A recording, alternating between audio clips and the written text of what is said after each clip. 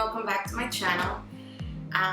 It's been a really long time since I've posted a video, and I have so much that I want to say. First off, if you're watching, thank you so much for watching. Don't forget to like and subscribe. I'm going to try to post as much as possible. I can't really tell you whether I am going to post every week or not, because I am definitely trying to balance everything out, but I do want to start posting more often. So stay tuned. We have some really good things planned, and I'm just excited to get back on board. As you already know by the title of the video, last year was definitely complicated. I actually have very short hair, and there is a reason for that. And I just want to open up about my story. I don't know if this is going to encourage somebody or somebody you know that may be going through this, and I just want to encourage others and make sure that, just like me, if you are diagnosed with the same thing that I was diagnosed, you too can do this with God's help. So without further ado, I'm going to get started. Last year, I was diagnosed with stage 2 ovarian and uterine cancer. It has been probably the craziest year of my life. I am very young, so I'm not married and don't have any children yet, but I do want to have some in the future, and I really thought that my world was turned upside down with this. So last year, while I was at work, I got this really crazy pain, and the best way that I can describe it is that someone took my belly button and was tugging on it from the inside. It was so painful that I barely could get up from my seat. So I just knew that something was wrong and that I needed to go to the doctor like ASAP. So I tried to lift myself up as much as I could, and when I got in my 2 feet, I couldn't stand up straight. So I walked over to my boss's office at the time, and I mentioned that I needed to go to the hospital ASAP. So the ambulance came and they transported me from my job to the nearest hospital, where there doctors began to take tests. So while they were taking some tests, they saw that my white blood cell counts were very high. And what they told me was, your body's trying to fight something and we don't know what it is. We have to further investigate. So they took up more tests, they scanned my whole body. I mean, I literally spent 24 hours in a hospital just running test after test after test. And the doctor that was on call at that hospital said, there's something inside and we don't know what it is, and we won't know until until you go under surgery and we take a look. So at first, I don't know, I had to think about it a lot because I was very apprehensive. I wasn't going to allow the doctor to open me up and take out something that he didn't even know what it was. So I have to say I did fight it, but one of the things that I did do was I kicked him out of the room. I told him if he could give me a second, and I just sat there and I just prayed. And I prayed and I prayed, and I said, God, I don't know what's happening. I don't know what's going on, but one thing that I do know is that you have this under control and you're going to take care of this. So once he came back, I told them that I wasn't ready to do the surgery yet, that I needed time to think about it. So they kept me in the hospital for 2 days. And even then, I just really was very uneasy about the surgery, and I didn't want to have it. So I kept praying, I put on my worship music, and I just allowed God to just move in that situation.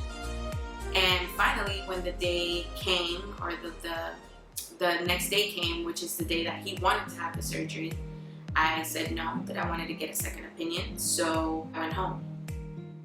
When I got home, my mom, who I have to say has been amazing, or was amazing through the whole thing, and it still is amazing, contacted one of her friends who referred her to a doctor that specializes in the case that I had, which at the time, they really didn't know what it was.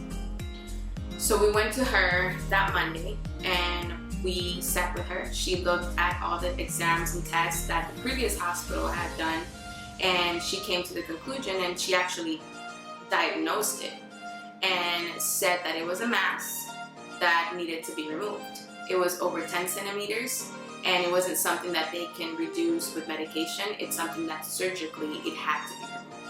it was wrapped around my ovary. So she said, we're going to try to save your ovary, but if we can't, then we'll have to remove it. So from that moment on, I was on leave from my job, and I went and had the surgery. So the day of the surgery, they removed the mass, they examined the mass, and it turned out that it was positive for cancer. So right after I got those news, I mean, what do you do? What do you think? I don't really know.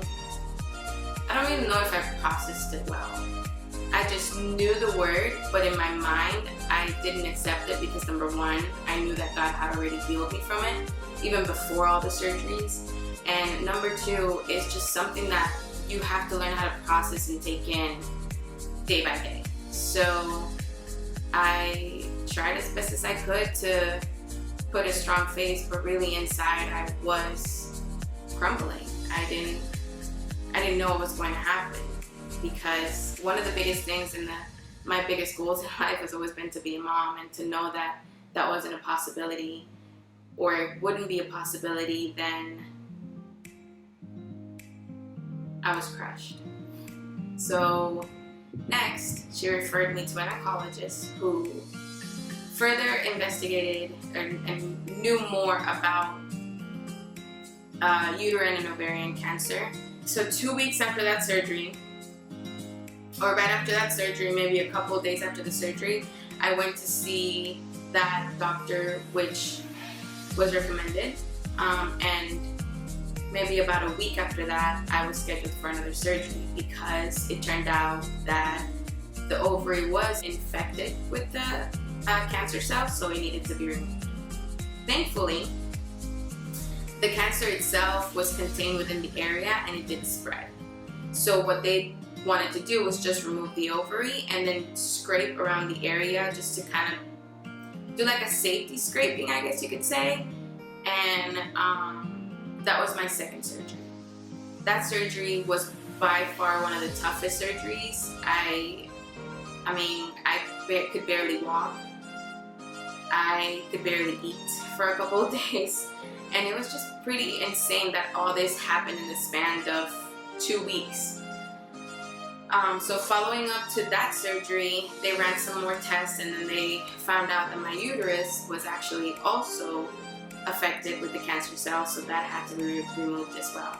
So all in all, in the span of a month, I had to have my ovary removed, I had to have my fallopian tubes removed, and I had to have my uterus removed. So basically the tools that God gives us to have children, they were gone. I didn't have them anymore. To say that I was happy, I wasn't happy about it. I was actually very sad, and I cried a lot. But I also prayed and asked God just to give me peace in the midst of it, and to help me go through this situation. If it wasn't for God, to be completely 100% honest, I definitely would have not been able to get through this. If it wasn't for God, if it wasn't for my family, if it wasn't for my friends, and the strong community of my church, I know that I wouldn't have been able to get through it. I wouldn't have been able to survive. I know that this is just a setback, but one of the things that God always reminded me is about His miraculous power. And one of the things that He spoke to my heart was, Caroline, if I could raise up the dead, what makes you think that I can't provide for you or give you the family that you wanted? I never said you couldn't have it. And I never said you weren't going to have it. And that just gave me such a courage and so much strength to know that I'm this young. Yes, it happened, but God is in the midst of it. That's the best word that I can describe it. I knew that God's hand was all over it from the moment of the diagnosis to the end process. So follow up with the surgeries, they had to run a couple more tests, and I ended up having to have chemotherapy.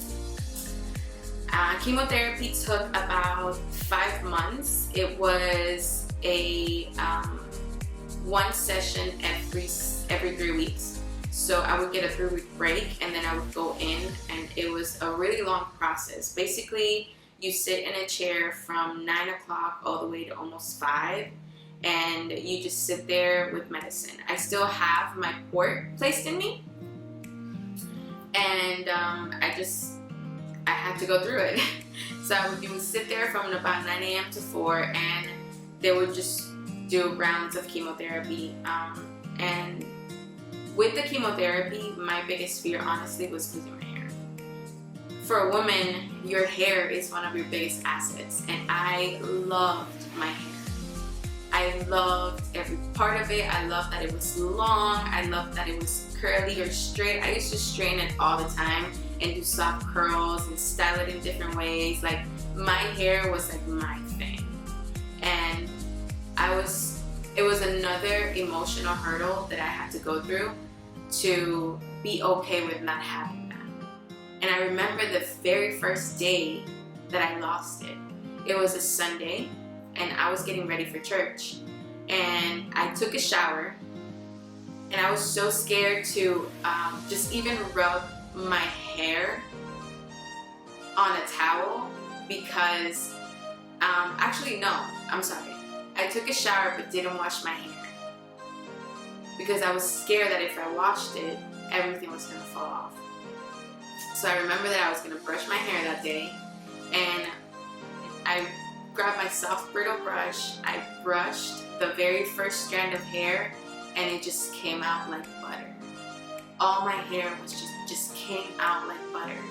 And I remember that I kept removing and putting in the sink, removing and putting in the sink, and my whole sink just filled up with all my hair. And it probably took about 3 weeks for my first chemotherapy session for my hair to fall off. And all that I can remember was I was so shocked, and I just cried my eyes out.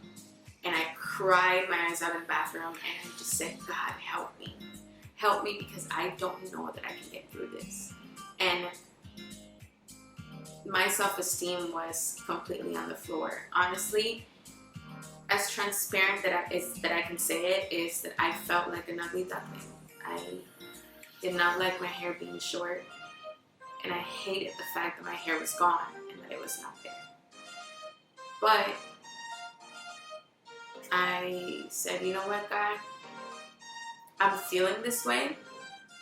I know that that's not your truth, and I'm just gonna push. So I got dressed. I went to church, and the first person that asked me, how are you feeling? I just completely broke down and just cried. And I remember letting them know what was happening, and they just had so much compassion. But one of the biggest things that just made the day so much better is that they just all gathered and they all prayed. And prayed for me, prayed for the situation, and just didn't say something like, didn't think that it was silly. They didn't think that it was, that I was just whining. They were just very compassionate and understanding. And I just love my church because of that. Once I saw my hair and I just knew that it wasn't gonna come back anytime soon, I just, shaved it off, and I don't know what got over me, but I just decided to wear it, to wear my hair bald, to not wear a wig, to not wear hats, to not do anything. I just wanted to show my scars, because my scars are part of my story, and I didn't want to be ashamed of them anymore. So from that moment on, I completely embraced it. I completely just let it happen, and yes, I got looks. Everywhere that I went, people would turn around and just look at me, and I noticed it. But you know what? It came to a point where I just didn't care anymore. I really didn't. I just walked around with no hair, just living my best life. And on November 1st, I I finished my very last chemotherapy session. So once I finished my chemotherapy session, then I just did more follow-ups with the doctor, who then suggested for me to have radiation. And radiation actually started the month of February of this year. I would go every day at 2 o'clock to my hospital, sit on a chair, and I would just get radiated all over my pelvic area. And that caused a lot of stomach issues during the time. There were times where I really couldn't go to work, and I forgot to mention, at that time I was already back at work, but only working part-time hours. So I would leave at noon, and I would go every day to the doctor's office Monday through Friday, and I would sit there for about 15 minutes and get radiated and would go home. So that would be my routine Monday through Friday for about a month. And the last 3 sessions, I had to have 28 sessions of radiation. 25 of them were outer, and then the last 3 were inside. So when you have your inside radiation, they have to measure you with this tube, and the tube has to go inside of you, and you sit there for about 15 minutes while you're being radiated, and that's just to kill off anything that's left. As of right now, I am 100% cancer free and totally excited just to get back to life.